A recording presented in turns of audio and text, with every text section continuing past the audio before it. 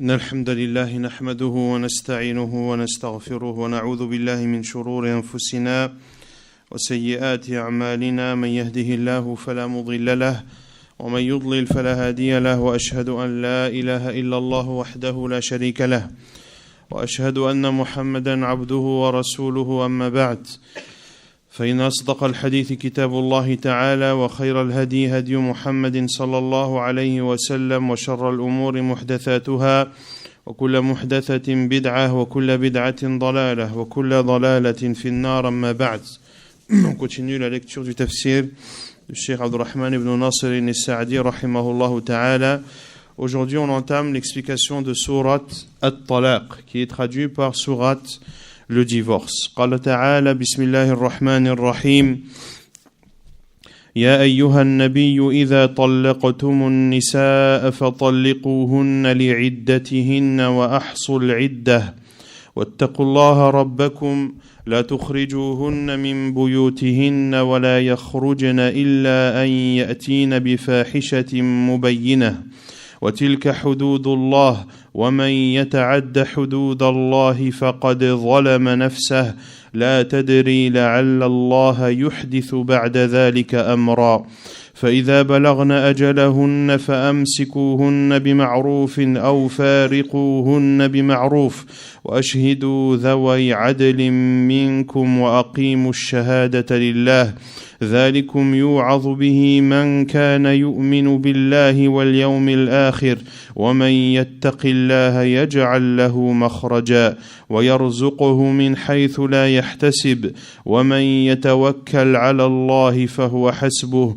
إن الله بالغ أمره قد جعل الله لكل شيء قدرا. Donc il dit subhanahu wa ta'ala selon le sens dans les versets 1 à 3 de Surat At-Talaq, le divorce. Ô prophète, quand vous répudiez les femmes, répudiez-les conformément à leur iddah, à leur période de viduité, et comptez la période, et craignez Allah votre Seigneur. Ne les faites pas sortir de leur maison, et qu'elles n'en sortent pas, à moins qu'elles n'aient commis une turpitude prouvée. Telles sont les lois d'Allah. Quiconque cependant transgresse les lois d'Allah se fait du tort à lui-même. Tu ne sais pas, toi qui divorces ta femme, si d'ici là Allah ne suscitera pas quelque chose de nouveau. Puis, quand elles atteignent le terme prescrit, retenez-les de façon convenable ou séparez-vous d'elles de façon convenable. Et prenez 2 hommes intègres parmi vous comme témoins et acquittez-vous du témoignage envers Allah. Voilà ce à quoi est exhorté celui qui croit en Allah et au jour dernier. Et quiconque craint Allah, il lui donnera une issue favorable et lui accordera ses dons par des moyens sur lesquels il ne comptait pas. Et quiconque place sa confiance en Allah, Allah lui suffit. Allah atteint ce qu'il se propose et Allah a assigné une mesure à chaque chose.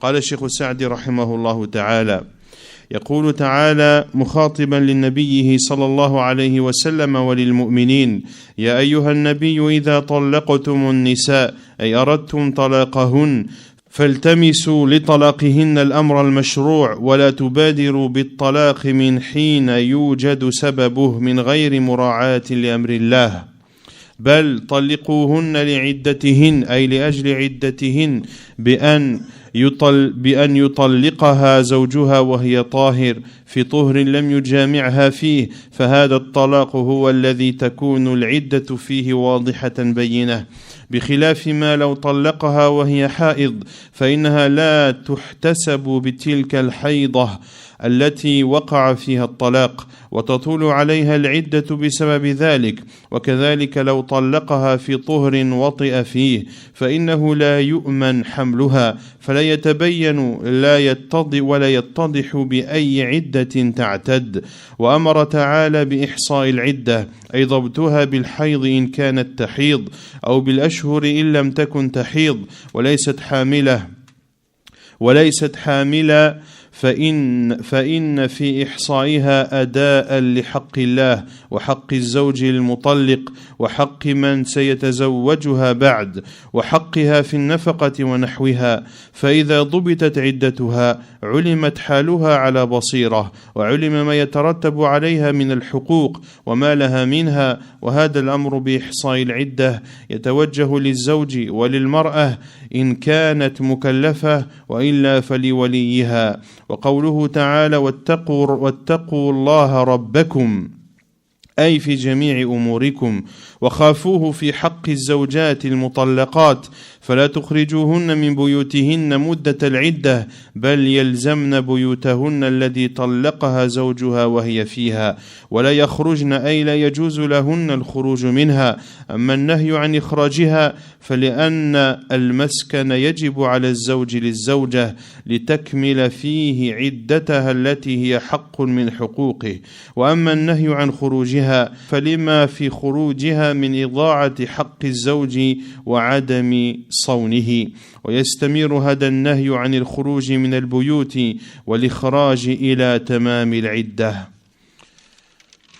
Il dit rahimahullah, Allah subhanahu wa ta'ala dit en s'adressant à son prophète sallallahu alayhi wa sallam et aux croyants: Ô prophète, quand vous répudiez vos femmes, c'est-à-dire lorsque vous voulez les répudier, alors dans ce divorce, appliquez les choses légiférées et ne vous empressez pas à divorcer dès que la cause du divorce apparaît, sans prendre en considération l'ordre et les commandements d'Allah Azza wa Jal.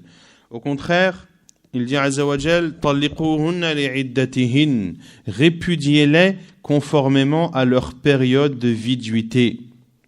C'est-à-dire que l'on doit respecter les périodes de viduité. Et la période de viduité est respectée lorsque le mari divorce et prononce le divorce lorsque sa femme est pure, c'est-à-dire qu'elle n'a pas ses menstrues. Un état de pureté dans lequel il n'a pas eu de rapport avec elle.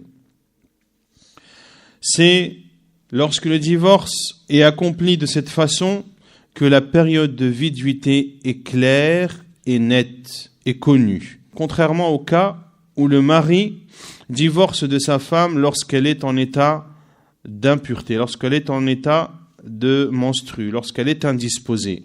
Dans ce cas, cette période de menstrue n'est pas comptée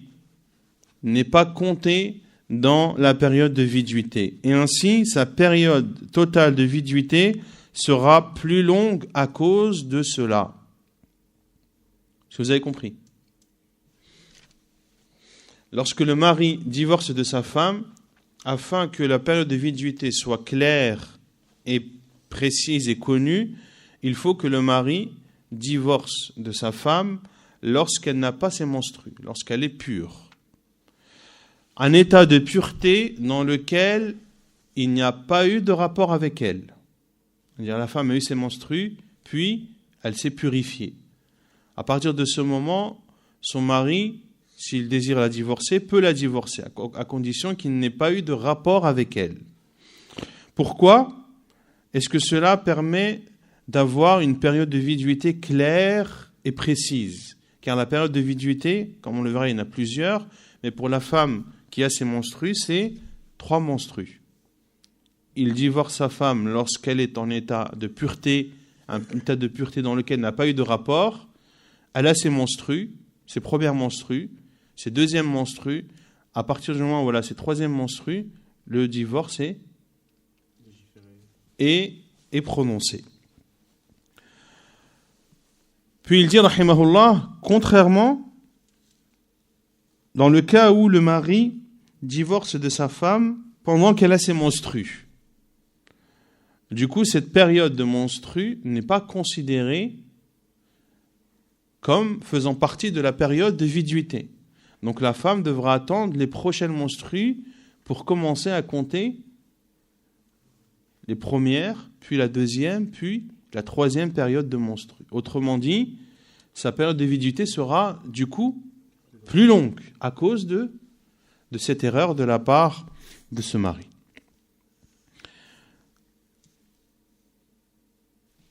وكذلك لو طلقها في طهر وطئ فيه.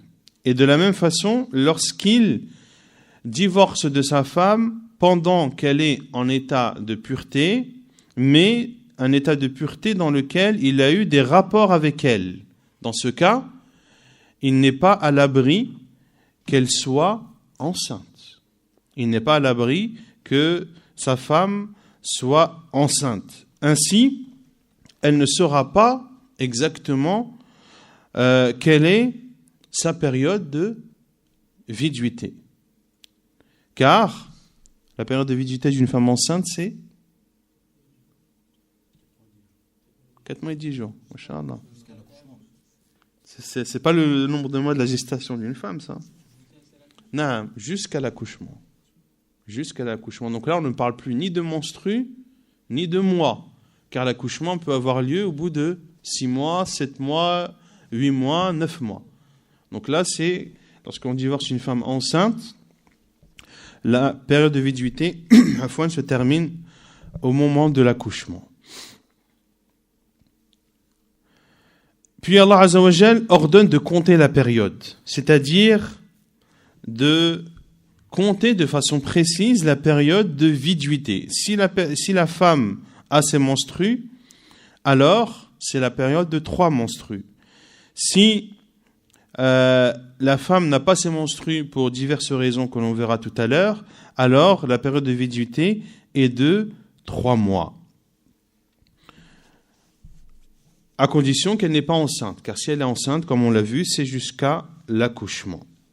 Car dans le fait de compter la période de viduité, eh bien, l'on donne à Allah son droit, on donne également au mari qui divorce son droit, et on donne également à la femme son droit. Car de cette période de viduité dépendra un futur mariage si elle veut se marier par la suite.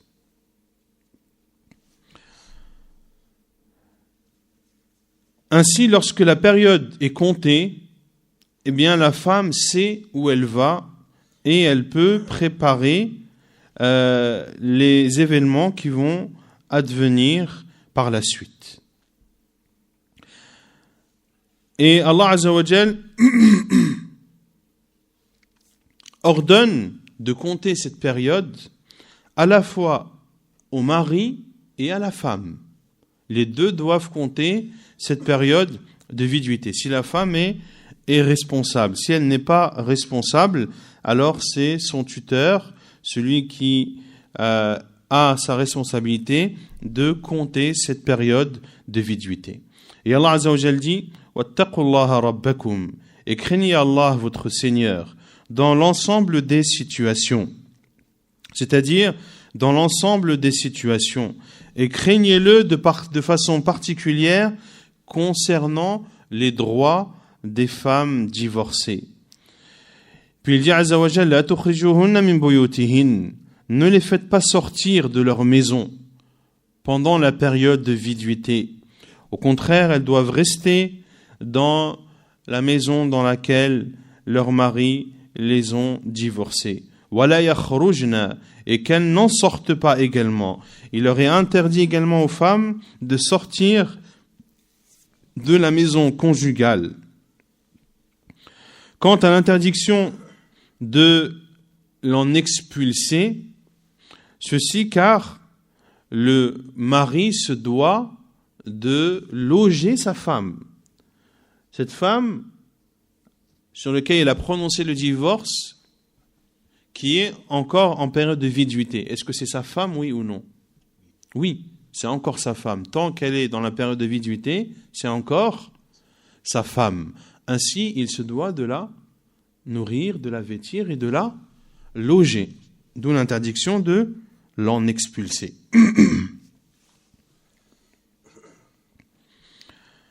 Et quant à l'interdiction pour elle d'en sortir, car si elle sortait de sa maison, eh bien, elle n'observerait pas les droits de son mari, car ça reste son mari et elle a des devoirs vis-à-vis de lui.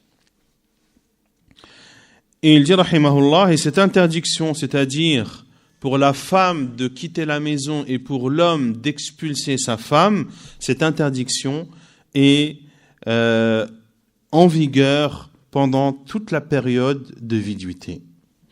ثم قال رحمه الله إلا أن يأتين بفاحشة مبينة أي بأمر قبيح واضح موجب لإخراجها بحيث يدخل على أهل البيت الضرر من عدم إخراجها كالأذى بالأقوال والأفعال الفاحشة. ففي هذه الحال يجوز لهم إخراجها لأنها هي التي تسببت لإخراج نفسها والإسكان فيه جبر لخاطرها ورفق بها فهي التي أدخلت الضرر على نفسها وهذا في المعتدة الرجعية وأما البائن فليس لها سكن واجبة لأن السكن تبع للنفقة والنفقة تجب للرجعية دون البائن وتلك حدود الله أي التي حدها لعباده وشرعها لهم وأمرهم بلزومها والوقوف معها ومن يتعد حدود الله بأن لم يقف معها بل تجاوزها أو قصر عنها فقد ظلم نفسه أي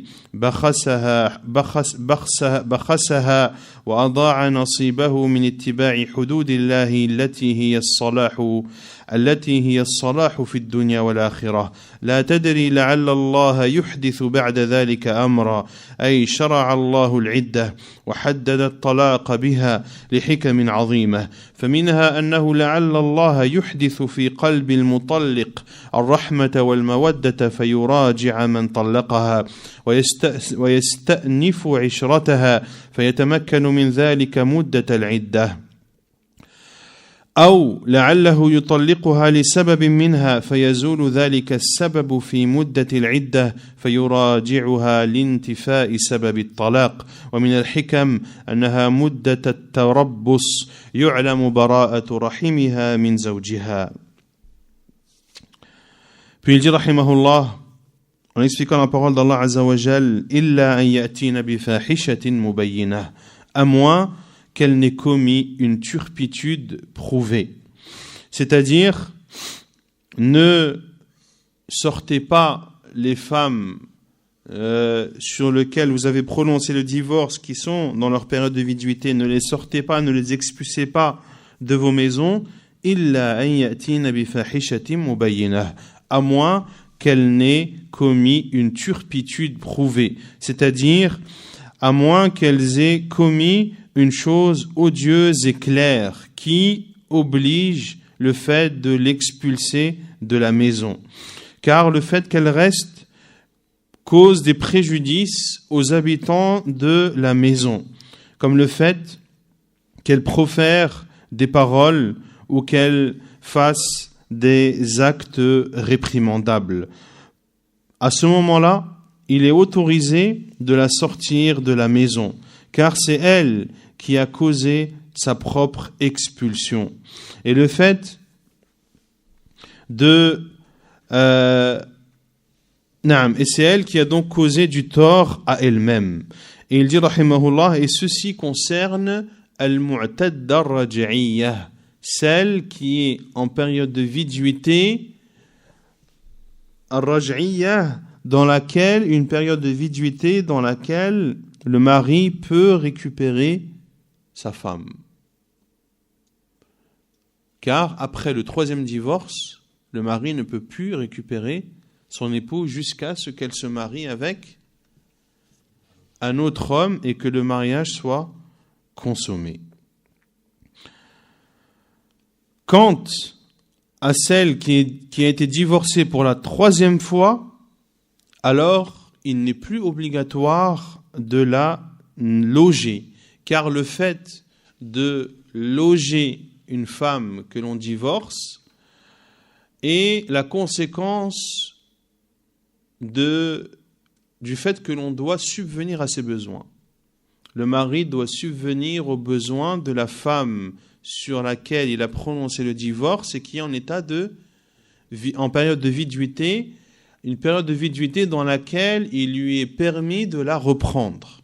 Car la période de viduité, lorsque le mari prononce le divorce sur sa femme, lorsqu'elle est pure, un état de pureté dans lequel il n'a pas eu de rapport avec elle, à partir du moment où il prononce la formule de divorce, la période de viduité commence. Et pendant cette période de viduité, l'homme a le droit de reprendre sa femme.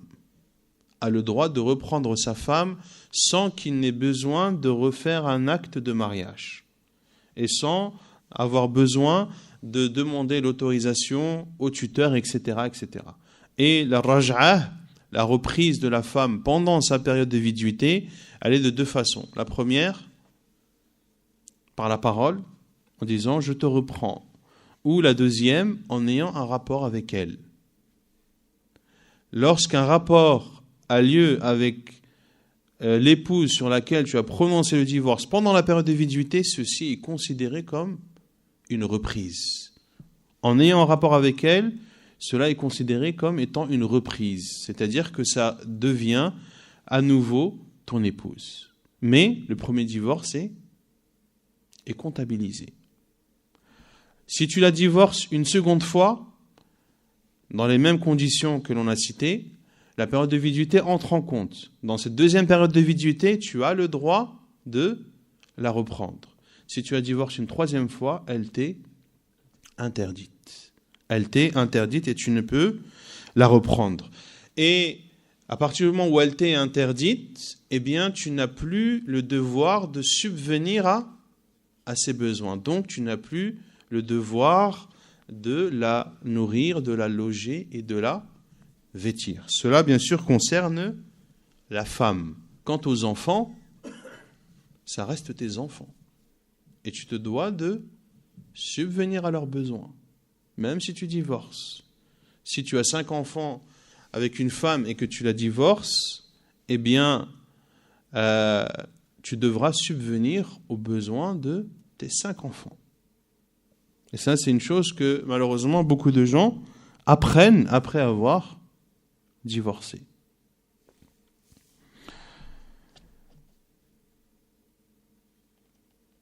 وَتِلْكَ حُدُودُ اللَّهِ, telles sont les lois d'Allah et les limites d'Allah qu'Allah Azza wa Jal a établies et a légiféré pour ses serviteurs. Et Allah Azza wa Jal a ordonné de s'y tenir. وَمَنْ يَتَعَدَّ حُدُودَ اللَّهِ, et quiconque transgresse les lois d'Allah, c'est-à-dire en ne s'arrêtant pas aux limites qu'Allah a tracées, mais plutôt en les dépassant ou bien en faisant preuve de manquement vis-à-vis d'elle, alors Allah Azza wa Jal dit فَقَدْ ظَلَمَ نَفْسَهُ, il fait du tort à lui-même, car il aura perdu sa part qui lui était obligatoire dans le suivi des lois d'Allah et dans le fait de ne pas transgresser les limites d'Allah, car les limites d'Allah Azza wa Jal et les lois d'Allah ne comprennent et ne contiennent que ce qui est bénéfique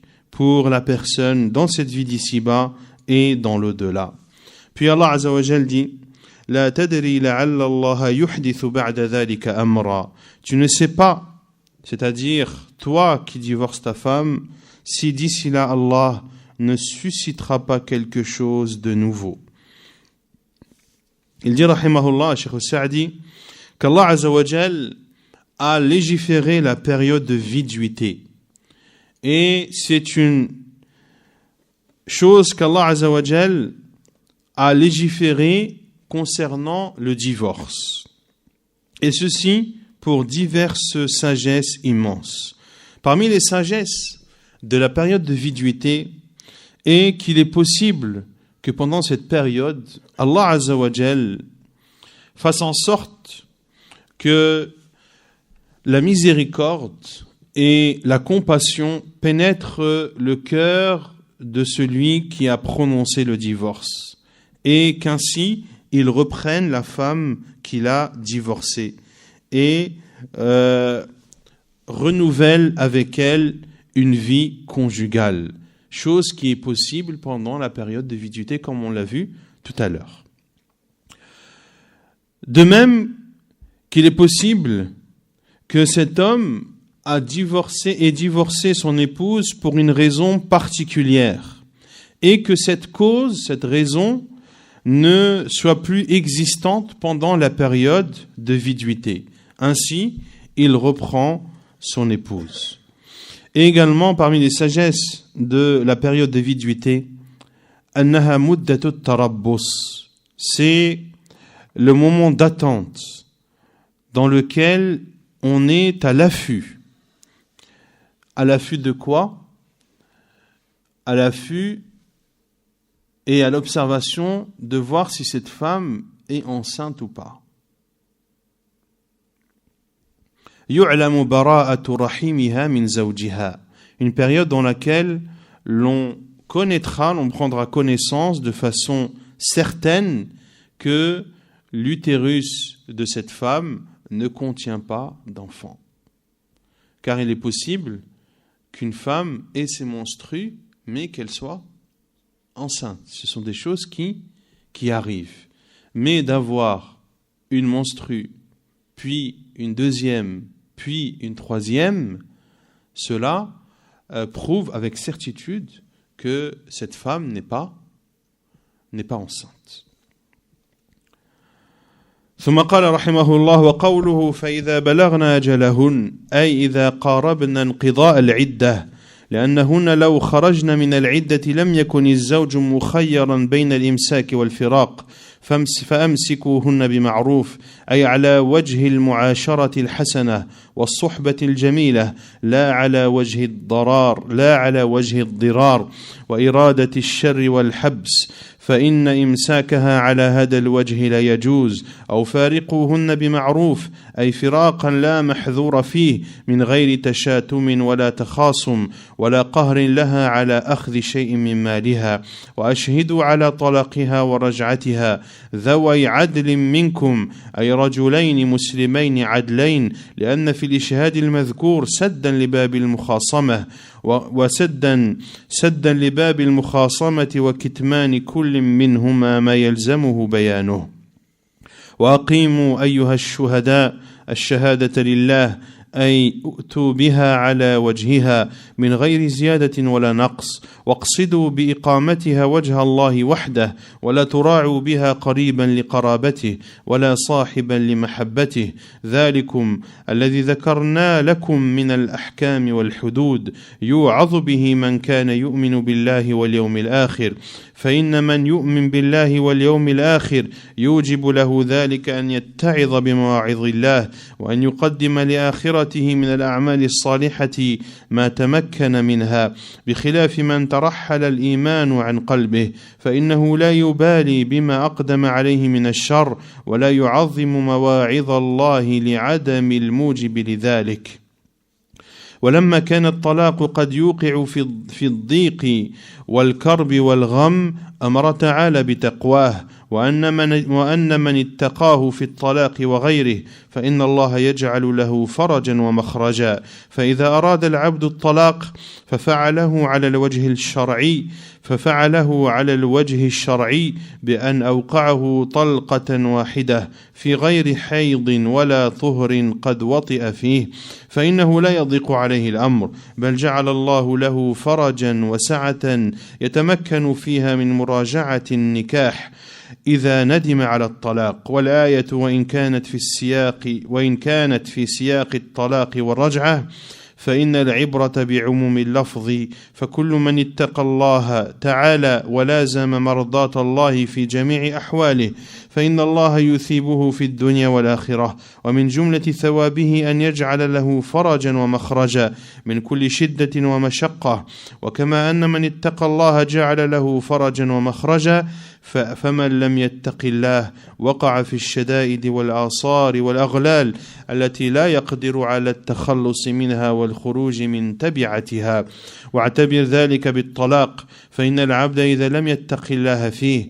بل أوقعه على الوجه المحرم كالثلاث ونحوها فإنه لا بد أن يندم ندامة لا يمكنه استدراكها والخروج منها ويرزقه من حيث لا يحتسب أي يسوق الله الرزق للمتقي من وجه لا يحتسبه ولا يشعر به ومن يتوكل على الله أي في أمر دينه ودنياه بأن يعتمد على الله في جلب ما ينفعه ودفع ما يضره ويثق به في تسهيل ذلك فهو حسبه أي كافيه الأمر الذي توكل عليه به. وإذا كان الأمر في كفالة الغني القوي العزيز الرحيم فهو أقرب إلى العبد من كل شيء، ولكن ربما أن الحكمة الإلهية اقتضت تأخيره إلى الوقت المناسب له، فلهذا قال تعالى: إن الله بالغ أمره، أي لا بد من نفوذ قضائه وقدره، ولكنه قد جعل الله لكل شيء قدرا، أي وقتا ومقدارا لا يتعداه ولا يقصر عنه. Il dit rahimahullah ta'ala, en expliquant la parole d'Allah Azza wa Jal, فَإِذَا بَلَغْنَا أَجَلَهُنَّ, quand elles atteignent le terme prescrit, c'est-à-dire lorsque la période de viduité est terminée. C'est-à-dire, إذا قاربنا انقضاء العدة, lorsque la période de viduité approche. Donc, il faut comprendre la parole d'Allah Azza wa Jal, فَإِذَا بَلَغْنَا أَجَلَهُنَّ, quand elles atteignent le terme prescrit, c'est-à-dire lorsqu'elles en rapprochent. Car, si la période était terminée, elle ne serait plus, le mari n'aurait plus le choix de les garder ou de s'en séparer. Quand est-ce que le mari peut reprendre son épouse? Pendant la période de Idda. Lorsque la période de Idda est terminée, si c'est le premier ou deuxième divorce, il doit refaire un acte de mariage avec toutes les conditions de l'acte de mariage. Pour cela que la parole d'Allah Azza wa Jal, فَإِذَا بَلَغْنَا أَجَلَهُنَّ, quand elles atteignent le terme prescrit, c'est-à-dire lorsque le terme s'apprête à se terminer et à se finir. فَأَمْسِكُوهُنَّ بِمَعْرُوفٍ, retenez-les de façon convenable. C'est-à-dire, si vous les gardez, si vous décidez de les reprendre, de reprendre votre femme, alors faites-le de façon convenable et en vivant avec elle de façon aisée et de façon joyeuse. Ne les gardez pas pour leur faire du mal ou pour les emprisonner, car de les garder pour cela est interdit. Beaucoup ou certains gardent leur femme, décident de reprendre leur femme, non pas pour vivre avec elle de façon paisible et de façon sereine, mais plus pour leur faire la misère. Pour leur faire la misère, pour leur faire goûter des mauvaises choses et pour les emprisonner, pour les empêcher par exemple de se marier avec un autre homme. Cela est interdit. أو فارقوهن بمعروف, car Allah Azza wa Jal donne deux options. Retenez-les de façon convenable ou alors séparez-vous d'elles de façon convenable.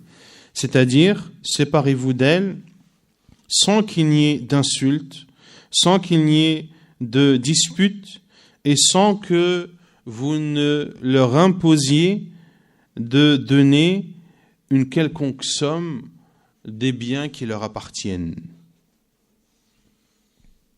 Car certains vont dire, je ne te reprends pas à condition que tu me donnes une somme d'argent. Sinon, je te reprends. Wa ashhidu, prenez en témoin, c'est-à-dire prenez en témoin lorsque vous divorcez et lorsque vous reprenez. Prenez en témoin 2 hommes intègres parmi vous, c'est-à-dire 2 hommes musulmans dignes de confiance et justes. Car il y a dans ce témoignage, car ce témoignage permet de fermer la porte à toute dispute et à toute discorde.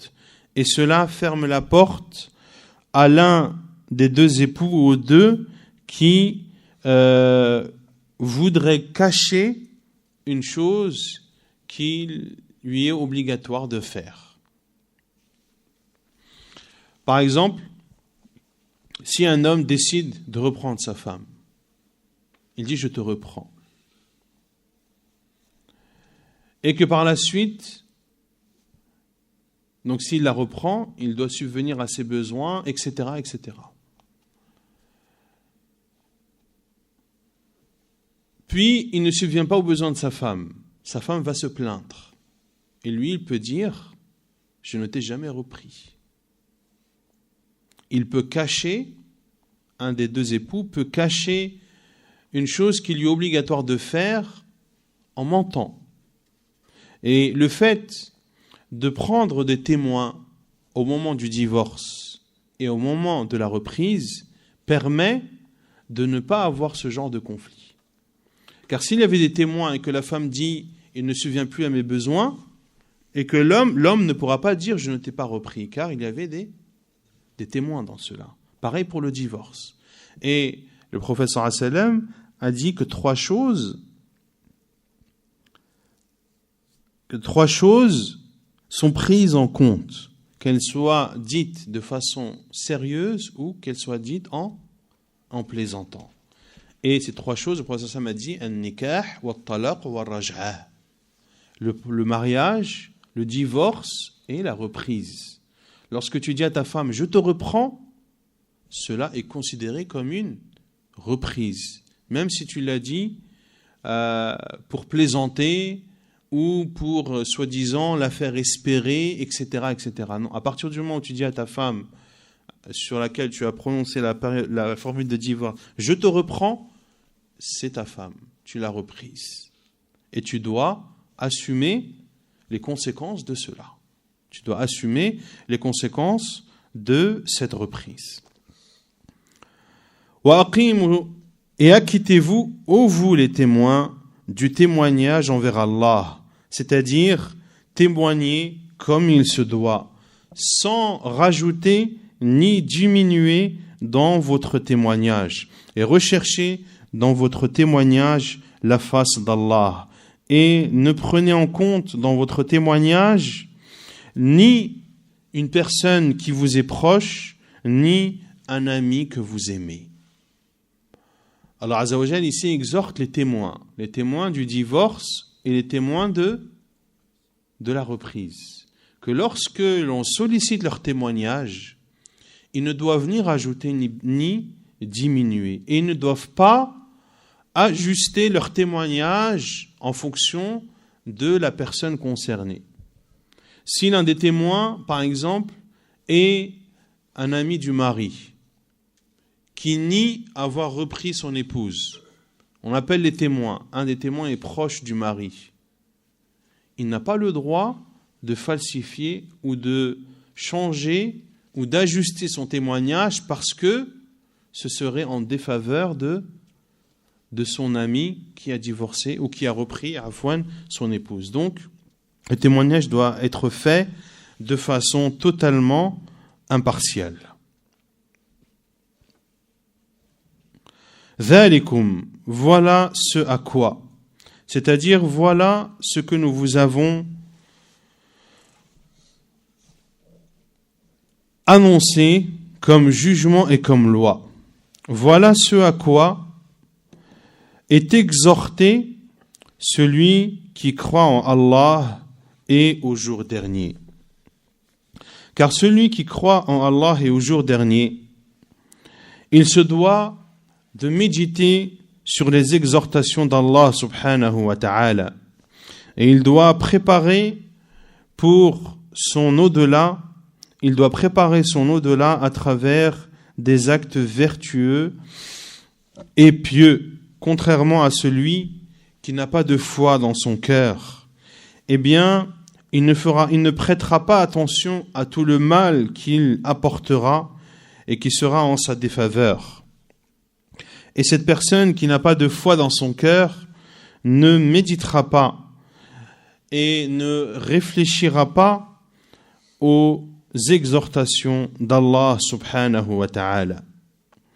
Puis il dit, rahimahullah, et parce que le divorce peut amener de l'étroitesse dans la poitrine, parce que le divorce amène la détresse et les soucis. Allah subhanahu wa ta'ala ordonne de faire preuve de piété vis-à-vis de lui. Et que celui qui fait preuve de piété vis-à-vis d'Allah azza wa jal, qu'il soit dans une situation de divorce ou autre, Allah azza wa jal lui accordera la délivrance et l'issue. Si le serviteur veut le divorce et accomplit le divorce de façon légiférée, un divorce légiféré, c'est qui est fait dans quelles conditions? Lorsque la femme est pure, dans une période de pureté dans laquelle il n'a pas eu de rapport avec elle. Et on verra aussi qu'il doit prononcer une seule fois la formule de divorce et non pas divorcer 3 fois de suite, car cela est interdit. Il dit rahimahullah, lorsque le serviteur veut divorcer et qu'il fait le divorce de façon légiférée, en prononçant le divorce une fois, sans que sa femme ne soit indisposée et sans qu'il ne prononce le divorce dans une période où elle est pure, une période dans laquelle il a eu des rapports avec elle. S'il respecte ces conditions, eh bien, ce divorce ne sera pas une étroitesse pour lui. Allah Azza wa Jal lui accordera une délivrance et une largesse, et il pourra, s'il le souhaite et s'il le désire, reprendre son épouse s'il regrette de l'avoir divorcée. Il pourra reprendre son épouse s'il regrette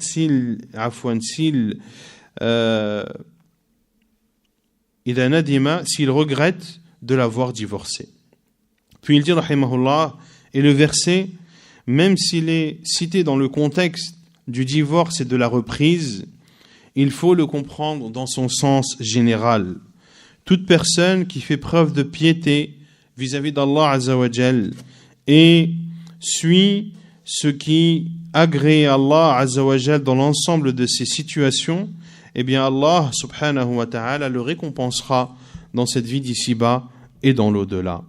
Et parmi les formes de récompense, le fait qu'Allah Azza wa Jal lui accorde la délivrance, lui accorde des issues face à toute situation difficile et pénible.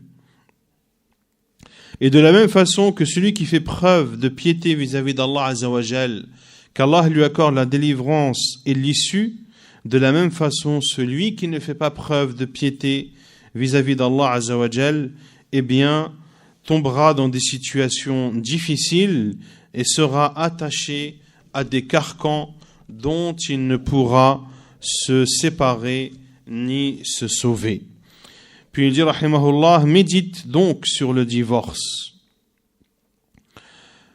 Car le serviteur, s'il ne fait pas preuve de piété vis-à-vis d'Allah Azza wa Jal pendant ce divorce, eh bien, il tombera sans aucun doute dans l'interdit, comme le fait de prononcer 3 fois le divorce. Et inévitablement, il regrettera son geste d'une telle façon qu'il ne pourra, il regrettera son geste et ne pourra le rattraper. Et ne pourra en sortir. Car souvent, ceux qui divorcent au bout de la 3e fois regrettent. Mais après que cette formule soit prononcée, eh bien, ils n'ont que leurs yeux pour pleurer.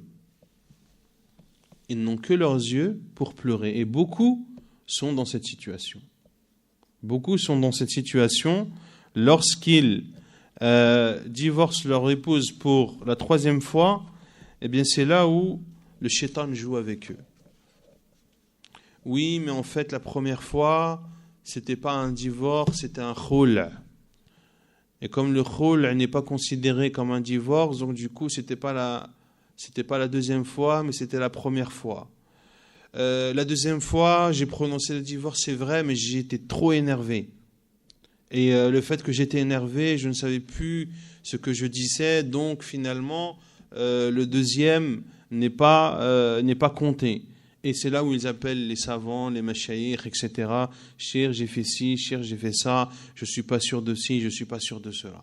C'est là où il va essayer de trouver des échappatoires, et c'est là où le diable va jouer avec lui, en lui faisant croire des choses ou même en disant des mensonges de façon délibérée. Et la parole d'Allah Azza wa Jal, wa yarzuqhu min haythu la yahtasib. Allah lui accordera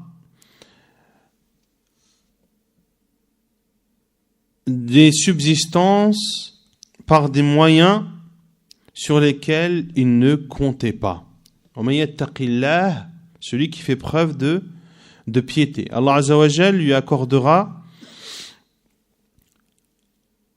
la subsistance par des moyens sur lesquels il ne comptait pas. C'est-à-dire qu'Allah Azza wa Jal accorde et donne la pourvoyance à celui qui fait preuve de piété vis-à-vis de lui d'une façon qu'il n'attendait pas et d'une façon qu'il ne ressent pas. Et celui qui place sa confiance en Allah dans les affaires religieuses ou dans ses affaires mondaines, en s'en remettant à Allah Azza wa Jal dans ce qui apporte le bien et repousse le mal, lorsqu'il fait preuve de confiance vis-à-vis d'Allah Azza wa Jal, eh bien Allah Azza wa Jal lui facilite et il lui suffit. Fahuwa hasbuh, c'est-à-dire qu'Allah Azza wa Jal lui suffit dans l'affaire sur laquelle il a placé sa confiance en lui subhanahu wa ta'ala. Car une affaire dans laquelle Allah Azza wa Jal, le riche, le tout fort, le tout puissant, le tout miséricordieux et le garant, eh bien cette affaire est plus proche du serviteur que toute autre chose. Et il est possible que pour une sagesse divine, Allah subhanahu wa ta'ala décide de retarder la chose, car cela est ce qui est le plus profitable pour son serviteur. Pour cela qu'Allah Azza wa Jalla a dit « Inna Allaha balighu amrih » Allah atteint ce qu'il se propose, c'est-à-dire que ce qu'Allah Azza wa Jalla décide a lieu inéluctablement, mais il dit Azza wa Jalla « Qad ja'ala Allahu li kulli shay'in qadra » mais Allah a assigné une mesure à chaque chose. C'est-à-dire qu'Allah Azza wa Jalla a donné à chaque chose le moment dans lequel cette chose va avoir lieu et la façon et la mesure dans laquelle cette chose va avoir lieu. Et cette chose va avoir lieu comme Allah Azza wa Jalla l'a décidé, au moment venu et avec la proportion voulue. Ainsi, celui qui place sa confiance en Allah Azza wa Jal, il ne doit pas désespérer de la miséricorde d'Allah Azza wa Jal et le fait qu'Allah Azza wa Jal tient sa promesse. Et que si tu demandes une chose et qu'elle n'arrive pas sur le champ ou qu'elle n'arrive pas rapidement, sache que cette chose arrive plus tard par une sagesse divine d'Allah subhanahu wa ta'ala.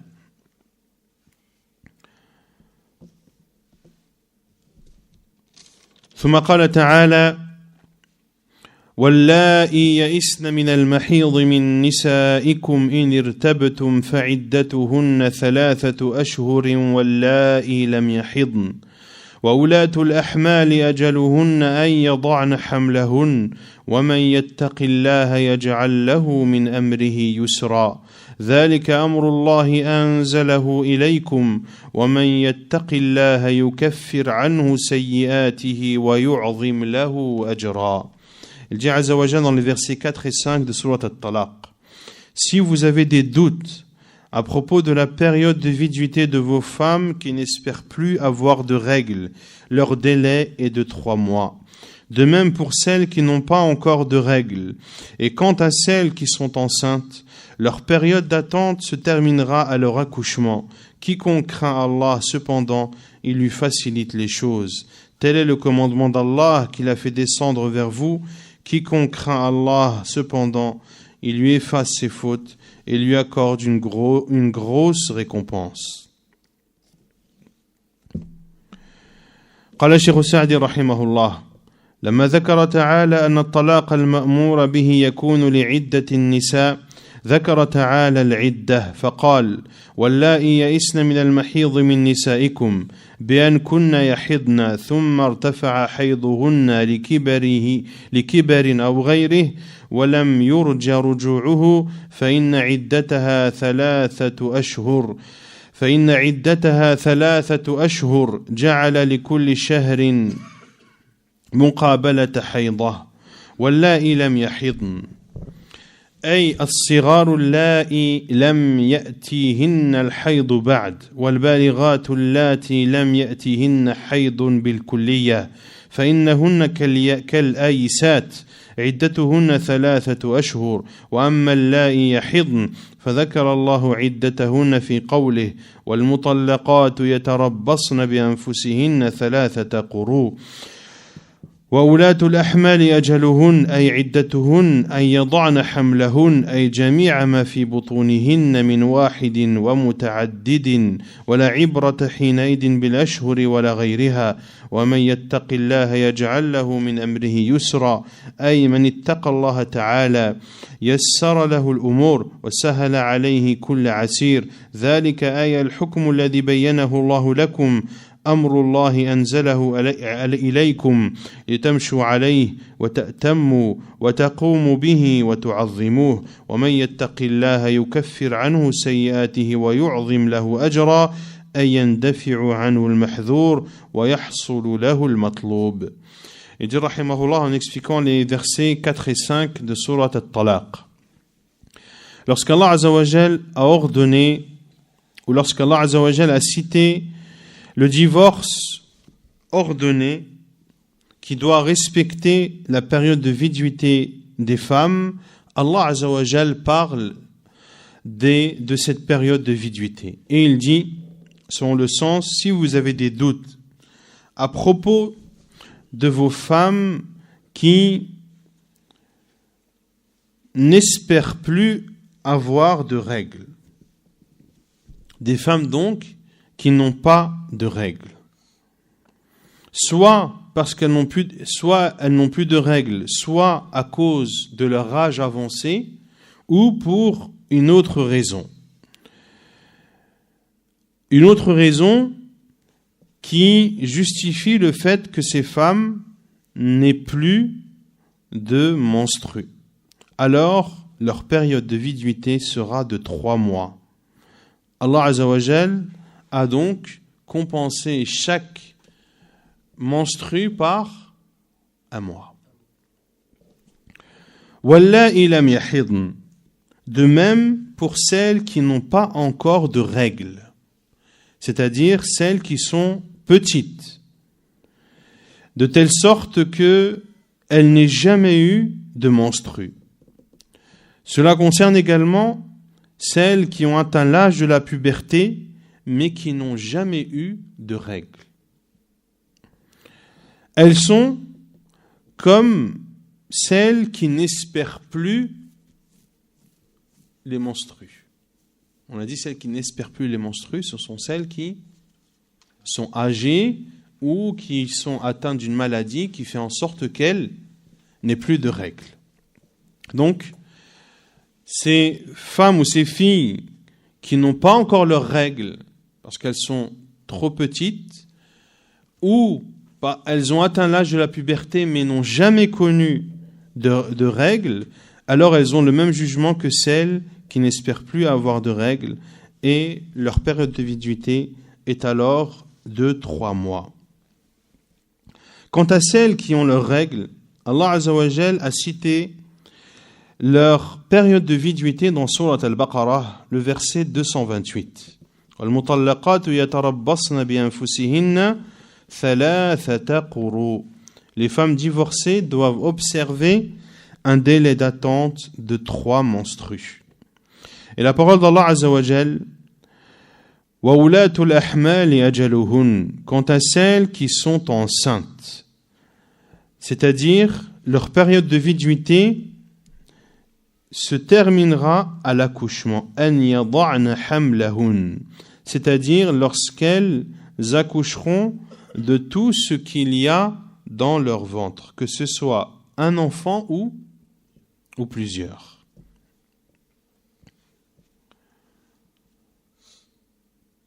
Et ainsi, l'on ne prend pas en compte ni les mois, ni autres que les mois. Autres que les mois, comme par exemple les menstrues. On ne prend pas en compte les mois et les menstrues concernant la femme qui est enceinte. La femme qui est enceinte, elle est divorcée lorsqu'elle accouche. Si elle accouche d'un enfant, à partir du moment où l'enfant sort, elle est divorcée. Si elle a 2, 3 enfants, lorsque le 2e ou le 3e sort, elle est divorcée. C'est pour ça que Cheikh Saadi a dit Ay jami'a ma fi butunihin, c'est-à-dire que tout ce qu'il y a dans leur ventre sort. وَمَن يَتَّقِ اللَّهَ يَجْعَلْ لَهُ مِنْ أَمْرِهِ يُسْرًا. Et celui qui fait preuve de piété vis-à-vis d'Allah Azza wa Jal, il lui facilitera ses affaires. C'est-à-dire qu'Allah Azza wa Jal lui facilitera ses affaires et Allah Azza wa Jal rendra toute chose difficile facile. ذَلِكَ, ce jugement qu'Allah Azza wa Jal vous a explicité, c'est un ordre. C'est le commandement d'Allah qu'il a fait descendre sur vous, afin que vous le suiviez, afin que vous le preniez comme un guide et afin que vous le mettiez en pratique et que vous le preniez en considération. وَمَن يَتَّقِ اللَّهَ يُكَفِّرْ عَنْهُ سَيِّئَاتِهِ وَيُعْظِمْ لَهُ أَجْرًا.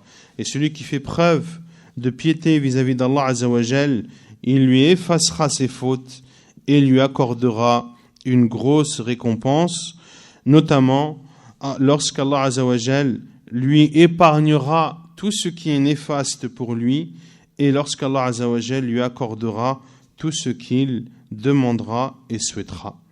ونكتفي بهذا القدر وسبحانك اللهم وبحمدك أشهد أن لا إله إلا أنت أستغفرك وأتوب إليك.